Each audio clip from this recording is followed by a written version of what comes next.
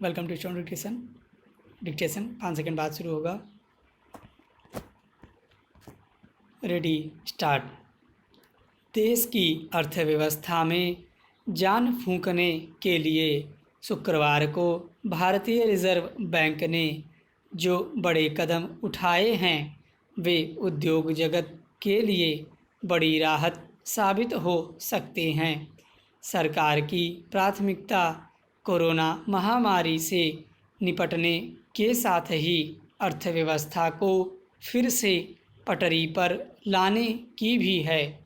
पूर्णबंदी के दौरान देश भर में आर्थिक गतिविधियां ठप पड़ जाने से गंभीर संकट खड़ा हो गया है। छोटे बड़े सभी उद्योग बंद हैं और लाखों मजदूर अपने अपने घरों को पलायन कर गए हैं।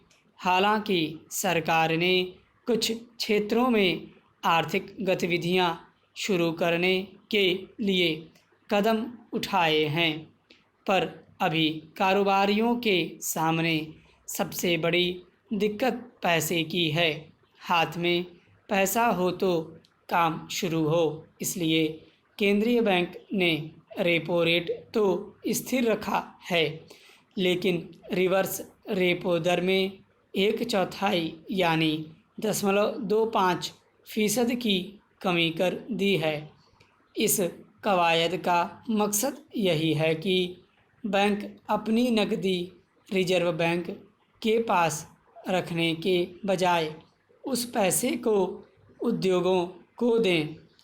जब तक छोटे और मझोले उद्योगों के पास पैसा नहीं होगा तो उत्पादन शुरू होगा कैसे।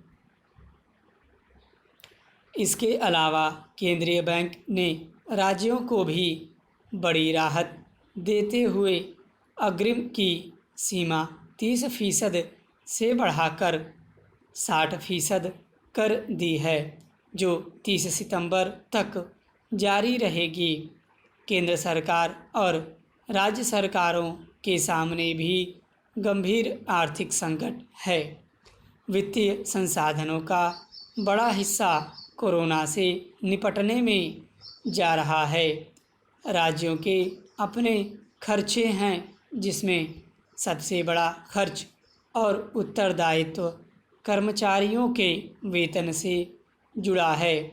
ऐसे में राज्यों को फिलहाल आर्थिक संकट से बचाने के लिए यह अहम कदम है।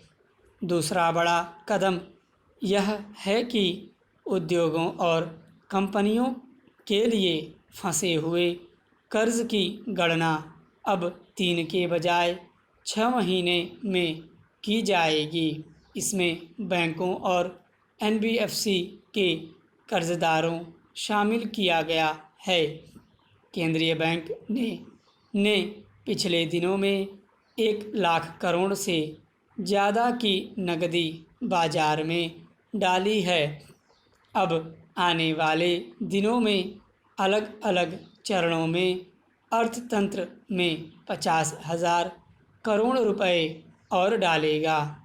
इसमें 25,000 करोड़ रुपए नाबार्ड को, 15,000 करोड़ सिडबी को और 10,000 करोड़ रुपए राष्ट्रीय आवास बैंक को दिए जाएंगे। और ये वित्तीय संस्थान कृषि एवं ग्रामीण क्षेत्र, छोटे उद्योगों, आवास वित्त कंपनियों, गैर बैंकिंग वित्तीय कंपनियों और सूक्ष्म वित्त संस्थानों को लंबी अवधि के कर्ज देंगे। सरकार और केंद्रीय बैंक का इस वक्त सारा जोर इस बात पर है कि किसी तरह उन उद्योगों को चालू किया जाए जो रोज़मर्रा की ज़रूरतों से जुड़े सामान का उत्पादन करते हैं। इस समय बड़ा संकट मज़दूरों की उपलब्धता का भी खड़ा हो गया है। कृषि और उद्योगों दोनों पर ही इसका असर पड़ रहा है। अगर उद्योग चालू होंगे तो मज़दूरों के लौटने की उम्मीद बनेगी। केंद्रीय बैंक ने साफ कर दिया है कि जैसे जैसे ज़रूरत होगी वह ऐसे कदम उठाता रहेगा। हालांकि राज्य सरकारें केंद्र सरकार के समक्ष जीएसटी के मद में अपने बकाये की मांग पहले ही कर चुकी हैं, लेकिन मुश्किल यह है कि केंद्र सरकार लंबे समय से जीएसटी संग्रह के लक्ष्य को पूरा नहीं कर पा रही है। यह समस्या अभी बढ़ेगी। जाहिर है केंद्र और राज्य सरकारें आर्थिक दबाव में हैं। ऐसे में आर्थिक नफ़े नुकसान की परवाह किए बिना पहली प्राथमिकता कृषि और उद्योग को तात्कालिक राहत पहुंचाने की होनी चाहिए। व्यावसायिक बैंकों को भी इसमें थोड़ी उदारता बरतनी होगी। स्टॉप।